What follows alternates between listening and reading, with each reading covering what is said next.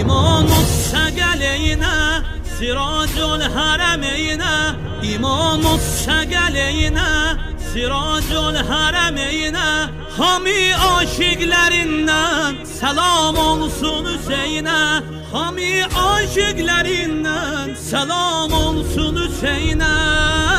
Şah selamun aleyh, Hüseyin selamun aleyh.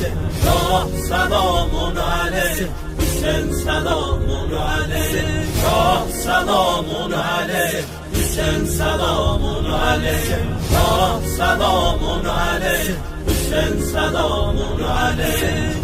Ey Hüseyin, ey Havz-ı Kevser, ləblərin atda nihan. Aləm heyrandır bu qüdrətlə ki verdin təşnə can.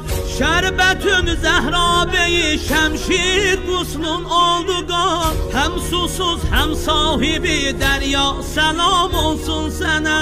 Həm susuz həm sahibi dərya səlam olsun sənə. Şah selamun aleyh, Hüseyin selamun aleyh. Şah selamun aleyh, Hüseyin selamun aleyh. Şah selamun aleyh, Hüseyin selamun aleyh. Şah selamun aleyh, Hüseyin selamun aleyh. Ey gedəm biracən ki neyzədə şahican, qətligahi eşqidə qanə açan qanca nəmaz. Mührü qan, təsbihi qan, qandan alıbsan dəstəmaz. Huri heydə sərvəri xuban səlam olsun sənə.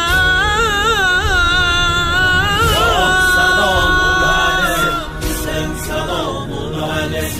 Şah selamun aleyh, Hüseyin selamun aleyh. Şah selamun aleyh, Hüseyin selamun aleyh. Şah selamun aleyh, Hüseyin selamun aleyh. Vermərəm eşqin mən aləminə, vermərəm eşqin mən aləminə. Hər nə varımdı fəda Hüseynə, fəxr edərəm mən iki cahanda. Mən əgər olsam fəda Hüseynə, Kəbədi mənə Hüseynin ərəmi, Kəbədi mənə Hüseynin ərəmi. Ərşə ucalıb əbəl fəzələmi, ərşə ucalıb əbəl fəzələmi. Kəbədi mənə Hüseynin ərəmi, Kəbədi mənə Hüseynin ərəmi. Ərşə ucalıb əbəl fəzələmi, ərşə ucalıb əbəl fəzələmi. Hər kəs Hüseynə nökər olubdi, iki cahanda bəhası vardı. Yoxdur əlaqəm fəsli behişdə, çün ağamın Kərbəlası vardı.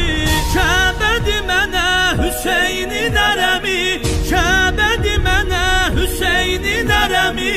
Ərşə ucalıb əbəl fəzələmi, ərşə ucalıb əbəl fəzələmi.